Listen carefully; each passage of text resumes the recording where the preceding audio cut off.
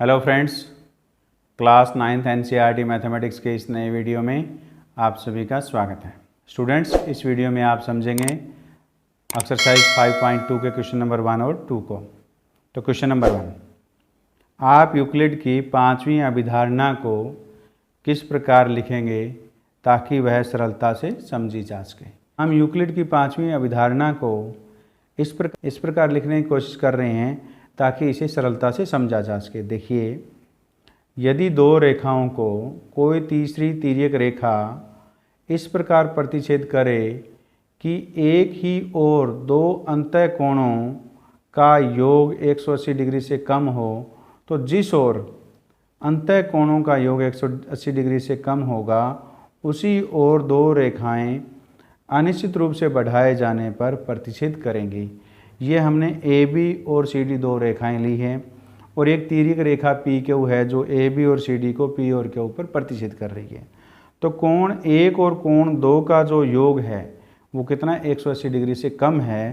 तो इन दोनों अंतः कोणों का योग यदि 180 डिग्री से कम है, इन दोनों रेखाओं को इस ओर बढ़ाए जाने पर ये प्रतिच्छेद करेंगी।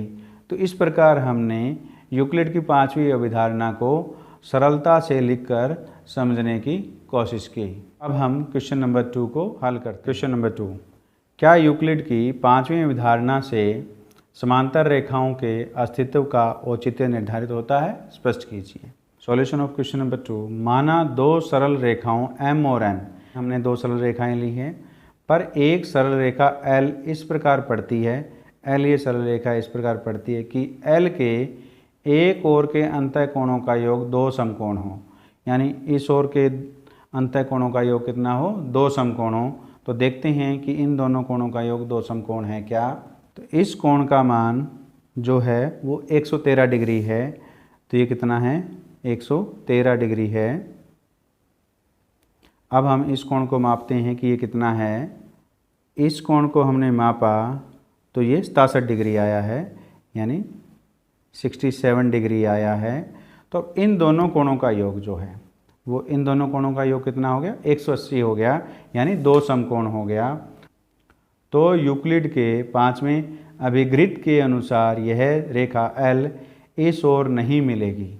क्योंकि पांचवें अभिगृत में क्या कहा गया है कि जिस ओर अंतः कोणों का योग दो समकोण से कम होगा तो उस ओर बढ़ाने पर वो एक दूसरे को प्रतिच्छेद करती हैं या मिलती हैं। तो यहाँ क्या है? ये दो समकोण है, दो समकोण से कम नहीं है, तो इस ओर बढ़ाने पर ये दोनों सरल रेखाएं नहीं मिलेगी। परंतु रेखा L के दूसरी ओर, अब हम इस ओर देखते हैं कि अंतः कोणों का योग भी दो समकोण होगा। अब हम देखते हैं कि क्या इन दोनों कोणों का योग भी दो समकोण है क्या। देखिए, ये हमें मापने पर 113 डिग्री का है। ये जो कोण है वो कितने का है? 113 डिग्री है।